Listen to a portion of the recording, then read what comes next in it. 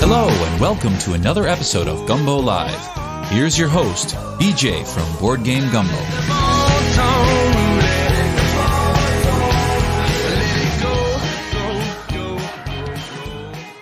Hey, Board Gamers, BJ from Board Game Gumbo here.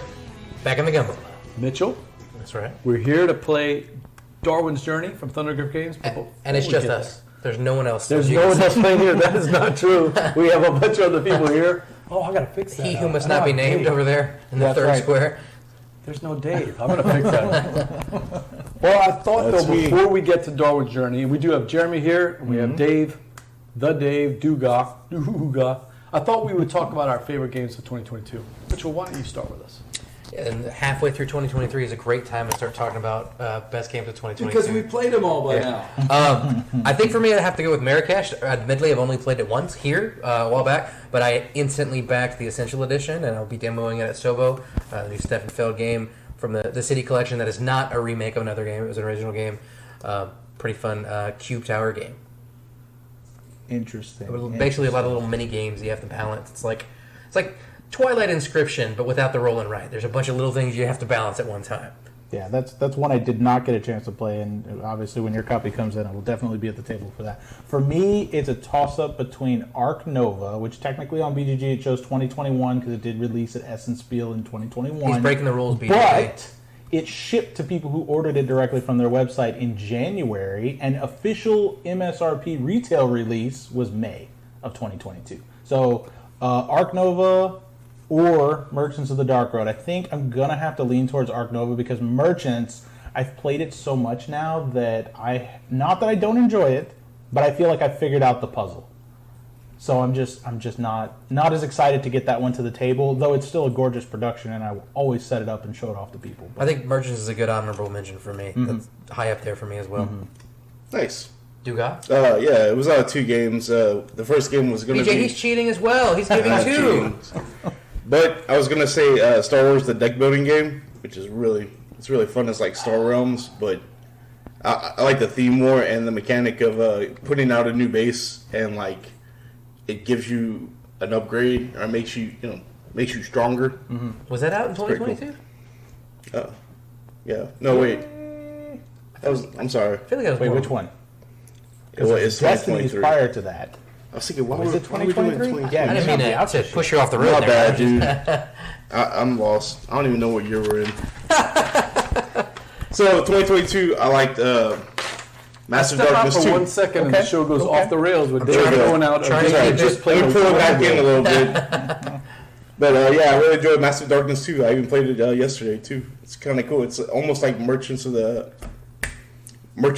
Merchants Cove. Oh, okay. Not Merchants of Dark Road. Merchants Cove, but it's a dungeon crawl. Yeah, I played original Massive Darkness and really wanted to check out the second one. Apparently, it's super really streamlined from the original and more stuff. Right. Yeah, and it's almost like playing Diablo, the board game, because like loot just drops all over the place, and your character gets really strong. You basically it's one-shot scenarios, and you max out your character by the end of the scenario. Yeah. You're just like that's fun. That's the idea. Yeah, and then you reset between scenarios. Right. So. And then the next scenario, you're back to normal.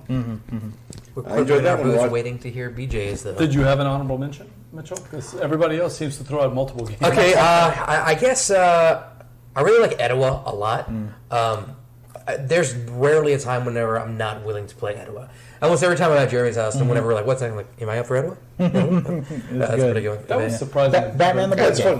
Batman the board game. I liked it. I liked it. It was cool. That was surprisingly better than I thought. You had a rough play of it though at BGG, right? I enjoyed it, but Melissa was kind of struggling with it because we ended the night with that game trying to learn it. 1,000 people in the room, and they're trying to learn the rules from the rule book at 11 o'clock at night. In the kids' room, nonetheless.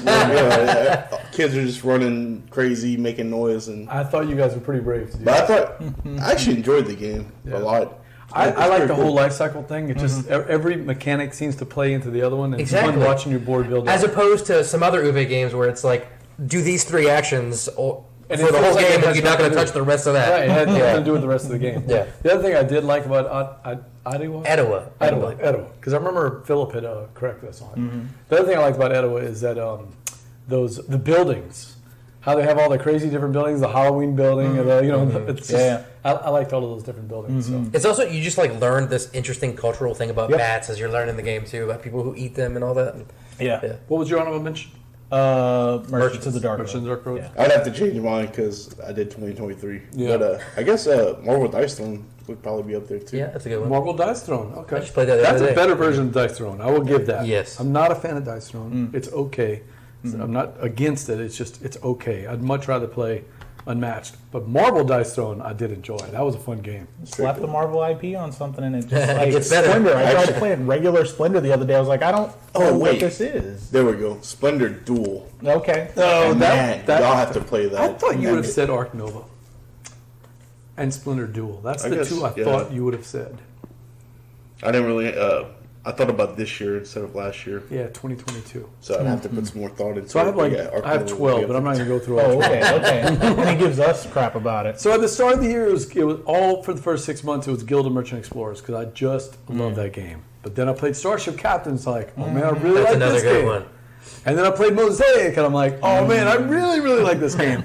But to top it off, the two games I think, and my top game is going to be Tiletum. I've played it the most. I love that game. I love everything about it. But second, and coming on strong, is Challengers. I know that Challengers gets a lot of guff because maybe it shouldn't have been in the Kinderspiel. Maybe. I think people are mistaken because the Kinderspiel is not what we think it is anymore. It is not Istanbul. It is not Concordia. They just don't nominate those games anymore. They'll say recommended, like they did for Terraforming Mars, but it didn't win, right?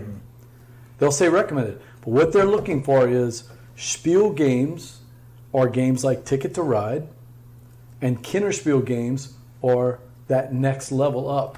Well, this, Darwin's Journey, and Teotihuacan, they are not the next level up from Ticket to Ride, but Challengers is. Challengers is a game that you can still play with your 6-year-old, but it's just, it's so much fun. God, I keep playing it. I'm in 3 games right now online with it, and I'm having fun. Is it on BGA or are you playing? It's on BGA, and it's just a blast. Live, I think I played it 5 times at BGG Con, and I've played it 3 times since then. So I just love it. So Did you get it? I own it. Not only me, Matt bought it on Amazon that night when he played it. My son Matt loved it so much. He played it, and he's immediately been playing with his friends. He's like, Dad, this is the perfect root beer and burger night with your buddies, So that's a great game. So you pitched it to me as like Millennium Blades in an hour, right? Or something like that? Yeah, it is. That's not even as hard as Millennium Blades. It's really simple. It's a simple version of Millennium Blades. This is how I pitch it. Do you remember back in 1994 when I used to do Magic the Gathering tournaments at the Exxon station and in Mamou? Sure. Yeah, that's what it is. It's basically everybody chip in $5. We're going to throw out some basic Magic cards, and we're going to play Magic all together and learn the game. That's Challengers. But the better way to say it is, it's Millennium Blades in a half hour. Oh, in a half hour? Yeah. It takes 40 minutes. The coolest part about that game is being able to shimmy your deck at any time after your... Unlimited shims. Unlimited skimming your deck. That it's brilliant. Also, playing a rubber duck to win the game. I mean, how often can you do that?